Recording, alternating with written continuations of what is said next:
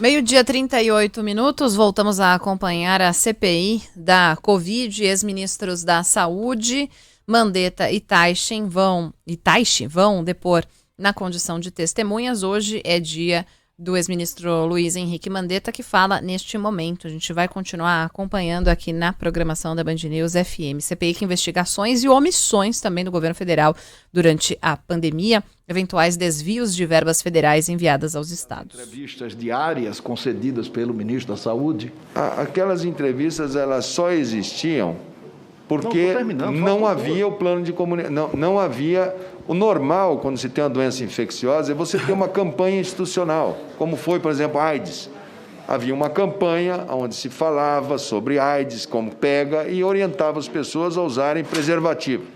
Era difícil para a sociedade brasileira fazer, mas havia uma campanha oficial.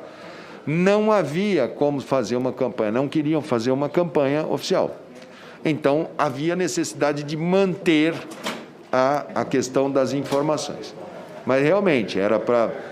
havia um pedido assim, coloque o número, essa coisa, por que não coloca o número dos curados? Está colocando só o número... Então, a gente passou a colocar, se é uma informação, vamos colocar a informação positiva. Mas não havia essa iniciativa de comunicação. E me perdoe, eu perdi uma parte do raciocínio da pergunta, não sei se a contemplei. Poderia mencionar alguma, como exemplo dessa conduta do presidente? Eu acho que é o próprio questionamento, né? O questionamento inicial sobre a atitude de governadores. Você tinha uma situação dúbia, você tinha alguns governadores que estavam fazendo, e são públicas, né? Você teve governador Caiado tendo uma reação difícil dentro do estado de Goiás, o governador de São Paulo, uma situação difícil. Começou-se uma narrativa em relação aos governos do estado, em relação às medidas que visavam diminuir a concentração de pessoas e segurar o sistema enquanto ele se preparava. Quero falar com você aqui. Para um exercício de memória, que ações iniciadas durante sua gestão, é a penúltima pergunta, foram descontinuadas depois da sua saída do Ministério? Olha, eu acho que descontinuado e não colocaram nada no lugar. A questão do acesso, da telemedicina como porta de entrada.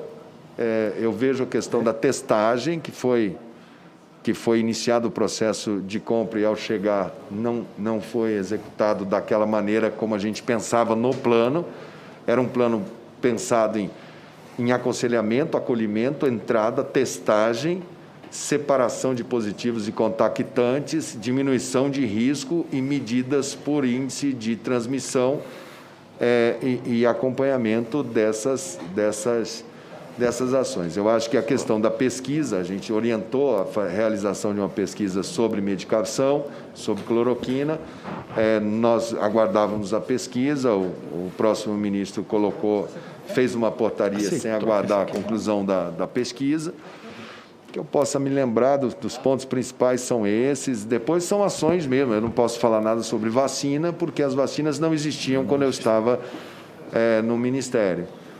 Mas se eu me lembrar do plano, é lógico que a gente teria uma iniciativa nós seríamos muito proativos na direção de vacinas para podermos tê-las como uma solução.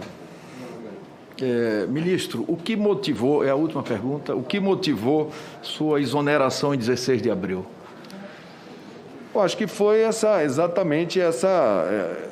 Eu não pediria jamais demissão do cargo. Eu fui nomeado para ser ministro da Saúde do Brasil pelo presidente.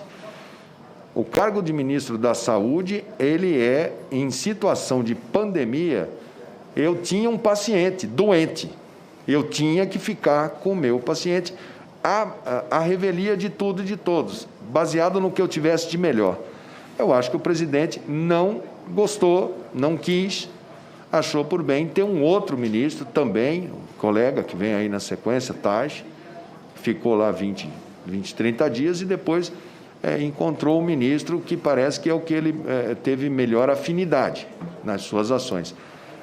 O meu compromisso era com o meu paciente chamado Brasil e eu não o deixaria em hipótese alguma, mas também não negociaria os valores, não negociaria a formação que eu tenho. Após sua saída, Vossa Excelência teria percebido algum tipo de represália ou de perseguição de agentes ou órgãos do governo em decorrência de suas ações frente ao Ministério? Causou-me muita estranheza o fato de eu ser o primeiro ministro da Saúde do Brasil a quem se imputou uma quarentena de 180 dias. Eu acho que naquele momento, isso é uma coisa que eu até sugiro, que se regulamente melhor os critérios de quarentena, porque não poder trabalhar naquele momento por ter... eu acho que aquele momento era um momento até para que todo mundo que pudesse ajudar poder trabalhar. Eu acho que aquilo dali não teve, mas não é que sem a perseguição, foi um entendimento da Comissão de Ética da Presidência da República de que o ex-ministro da Saúde não poderia, e foi só a mim, ao outro ministro não foi dado esse entendimento.